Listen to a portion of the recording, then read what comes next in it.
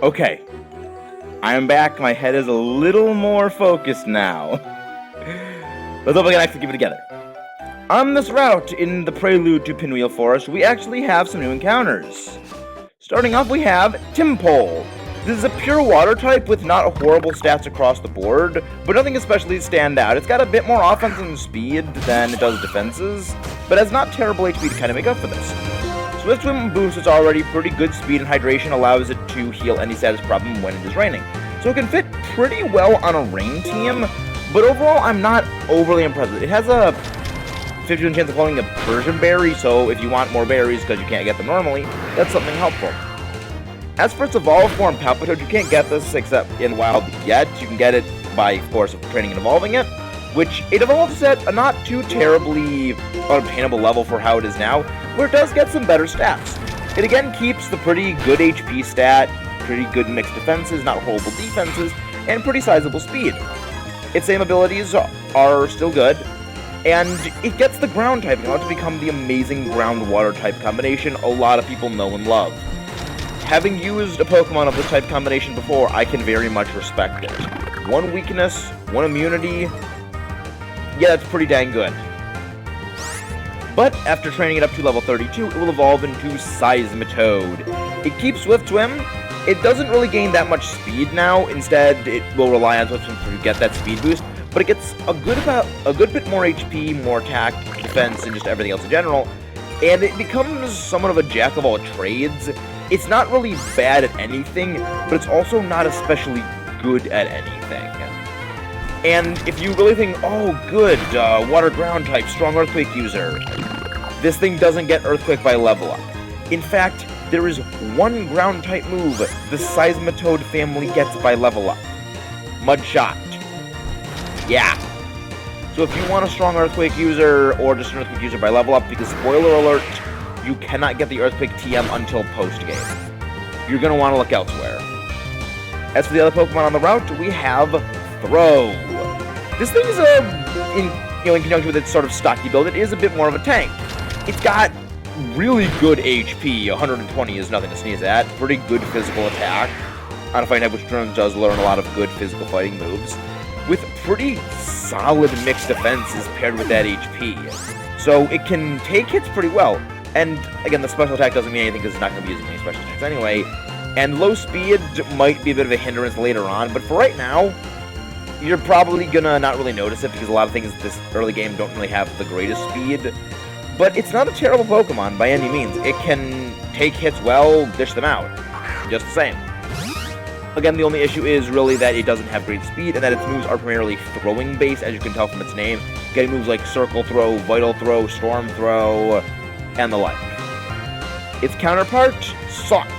This one, as you can also probably tell, learns a lot more of the non-throwing moves, so moves like Close Combat, Karate Chop, Brick Break, and it is meant to be speedier and more offense-oriented, having more speed, but less defenses.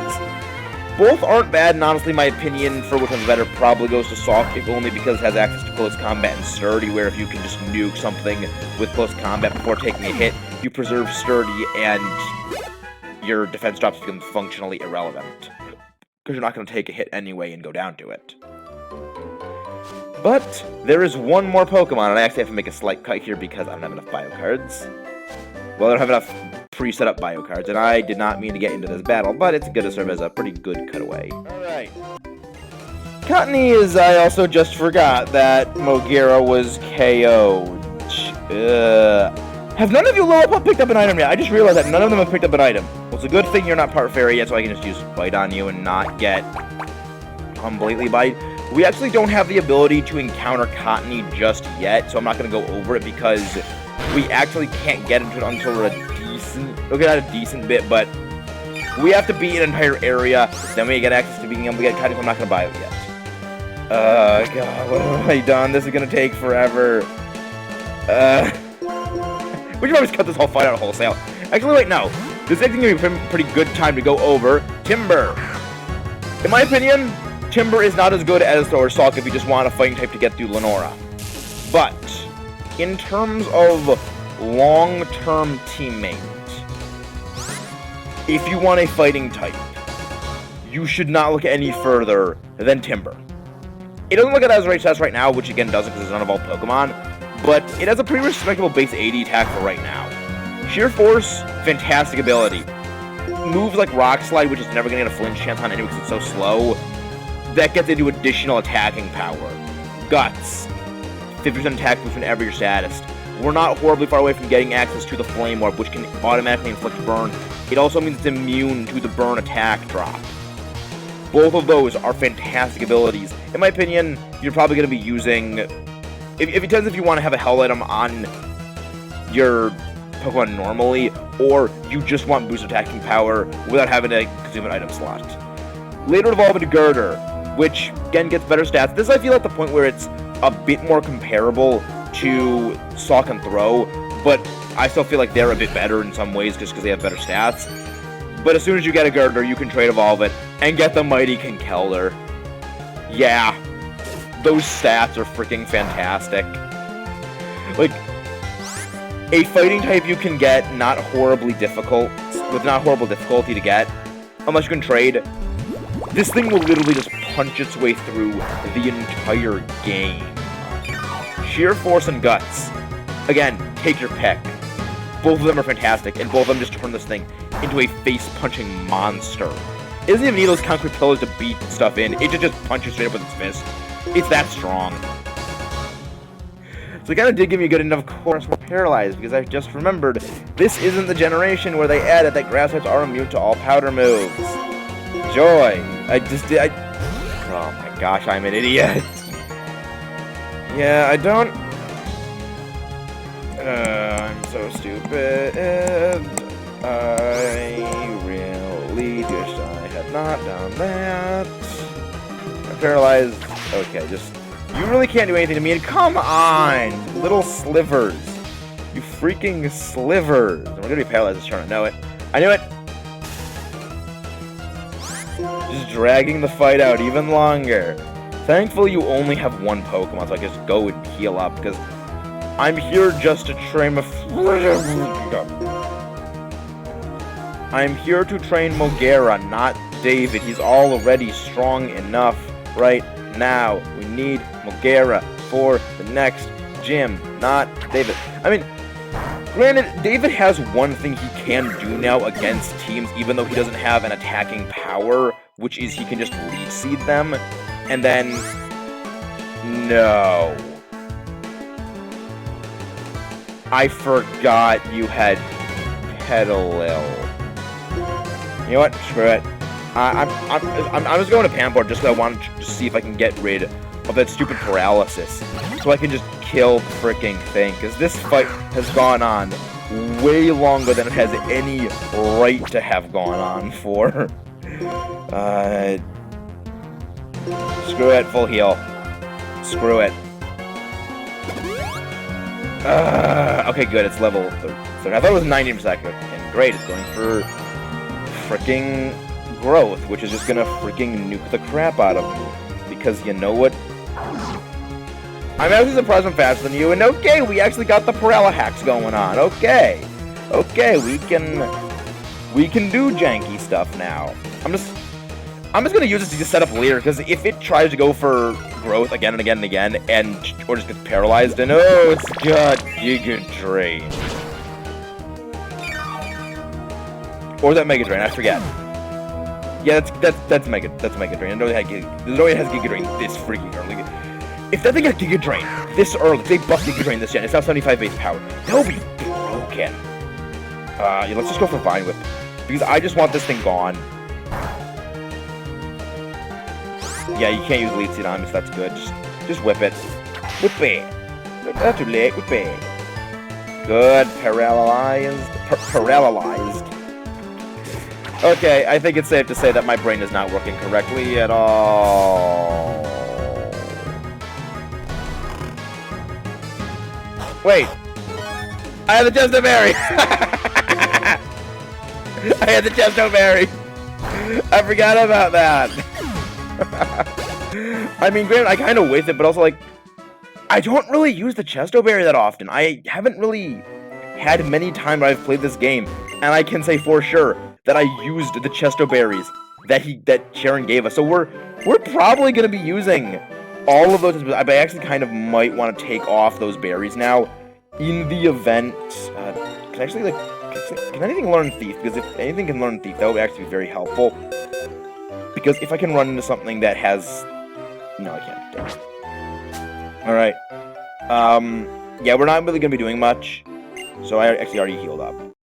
Actually, I would just heal up for good measure to show my Pokemon I love me even more than I do.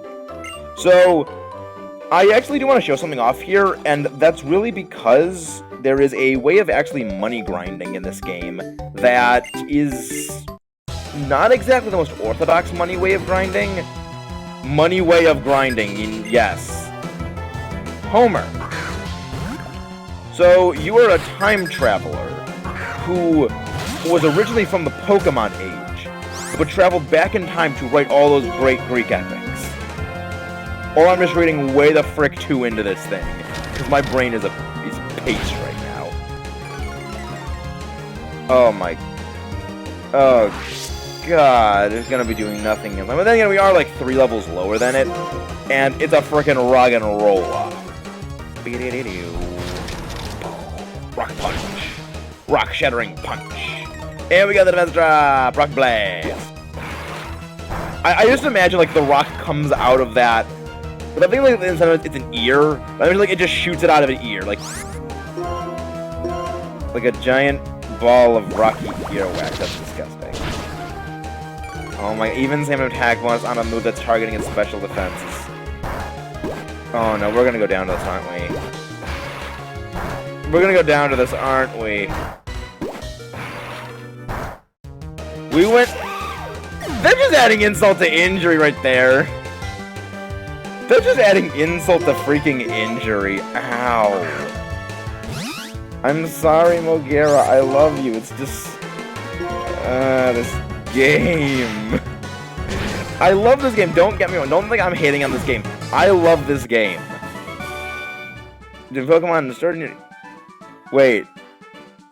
Ruggenrola only has the ability Sturdy. I don't know if that was an intentional line right there, but I approve. I approve if that was an intentional line drop of the fact that Ruggenrola's only ability is Sturdy. I love it. And also, it's Rock Blast, so it negates other Pokemon Sturdy. Oh, that might have actually been a very clever line right there. I know there's a hidden item somewhere over here. I'm not going to go grab it because we actually can go grab it at another point. And I'm also going to be coming over here because of the thing that can get money. We also had a great ball over there. Let's see. Over here. There are a lot of trainers over here, so you can definitely get some good experience by coming this way. And if I can't really think of anything funny or clever to say, I might have the editor just speed this up. Youngster Kita and a Tympole. What is it with this game and just throwing a bunch of things that Mogera won't do well again? Okay, so while training, Mogera wanted to learn Metal Claw. I don't need Rapid Spin. I'm not really afraid of entry hazards, and pretty much no NPCs in the game actually use entry hazards, so I can just get rid of Rapid Spin scot-free. It's not even like we're in the modern generations where Rapid Spin is actually a good move to have on Pokemon even if you're not fighting hazards, because it boosts speed. No, it's just not good in probably 90% of circumstances now. So, well, 99% of circumstances, as opposed to just 98% of circumstances. So, we have defeated most of the trainers up to the road, and now we have been able to reach this sort of cliff area. This doesn't really have any different Pokemon, it's really just trainers over here, and you may notice there's a suspiciously large rock over there. That rock is known as Challenge Rock. If you bring a Pokemon with a Rock Smash over to it every day, you can hit it. And if you hit it, you actually get something for it. And honestly, I'm just running away from this bit just because I want to show it off. I believe it's this, like... I think it's specifically certain... I never realized how awesome that song was. Like, if someone can find that song and just, like, no other anything else... I would love it. Just this song sounds awesome. It's like a final boss interlude music, honestly. That's freaking awesome. I mean, granted, like the Karate King or Black Belt Kintara. I mean, granted, like karate dudes are pretty awesome, as we can all tell from, you know, Bruce Lee, but that's an awesome song, and no, boy, Timburr. I gotta debuff you. I'm probably not gonna survive anything you have. Okay, literally my only way of being this is probably just trying to debuff its accuracy and just hoping it doesn't have any moves that can automatically hit me, because my god, this thing hits hard. Rocco, yeah, you do have Rocco. Timburr gets a lot of cool moves, and honestly, there's one thing that a Let's Player I watched said about the Timburr family, and I totally agree with it. It should have been part fighting, it should have been fighting for all the stages, but then part grass, rock, grass, steel, rock at different points along the evolutionary chain. Because, you know, Timburr has a wooden beam, Girder has a metal girder, and Conkeldurr has, you know, concrete pillars. It would have been so cool because you could have had, okay, at this point in the game, I'm going to want, you know, a rock move, so I might want to, you know, get Conkeldurr evolved before, but I might want a steel move before then, so don't evolve Girder instantly. So it would give a bit of a reason to not instantly evolve Girder and Conkeldurr as hyper-personal challenge, and again, just give it a bit more diversity of moves. I mean, like, people like Mimikyu nowadays get things like Woodhammer. Why would it matter if, you know, Conkeldurr gets Woodhammer or something like that? And let's go for Metal Claw. Metal Claw hasn't given me an attack boost, but it can't be a certain other Steel-type move that a Pokemon that also learns Metal Claw gets that has a 20% chance of raising attack that pretty much always raises it for me. I don't need that all the time. And I'm glad we took out that Timburr, because that's going to give me some good special attacks, like physical attacks. It's a challenging rock. Do I have to, like, go into my demon? No? I could have sworn it was this one.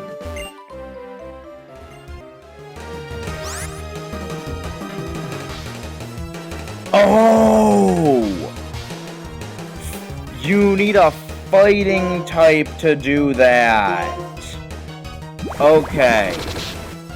So, okay, for the challenge rock, you get a star piece from hitting it once a day with Rock Smash. And, I mean, that's a really cool, clever thing, but honestly, like, the money you get from a star piece, I think is like 3,000 Poké Dollars for a star piece, which, that's actually some pretty good money, but I'm just thinking it might not be worth it, because you're not really strapped for money in this game a whole lot that I can think of, so I think I might just avoid it for now. But I mean, it's not just Rock Smashing, it's you do need a fighting type Pokemon in your party, so that's semi-good to know. Eventually, all these Pokemon have fighting types up here because you need that.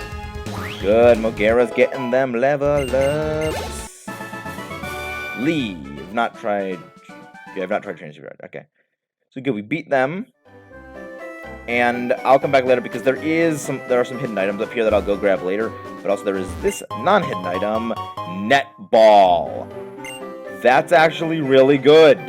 That increases the catch rate of bug and water types to, I believe, a 3.5, which is on par with, if I am remembering correctly, Dusk Ball. So that's something that's really, really helpful.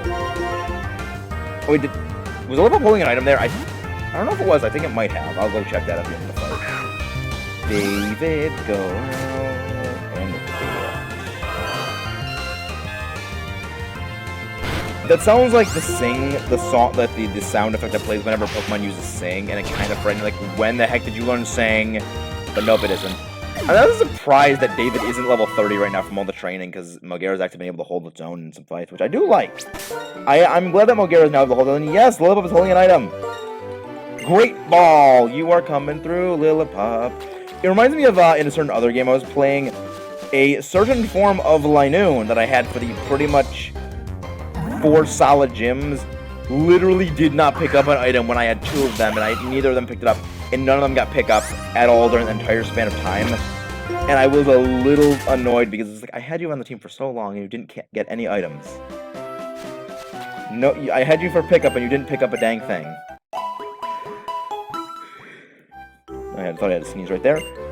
And I'm pretty sure there's an item over here I want to go grab. Yes, there is. an ether. That's not too bad right now. I mean, I don't really need that, but who knows? It might be helpful. Ether away. So trade made for you. Okay, so you don't actually give us anything. But now that I did all that, I think it's time we head back into Nakarine City, because there's a certain thing I would actually like to go over that I feel I am now much more adequately prepared for. And I'm just going to send out David in front because I feel David can handle it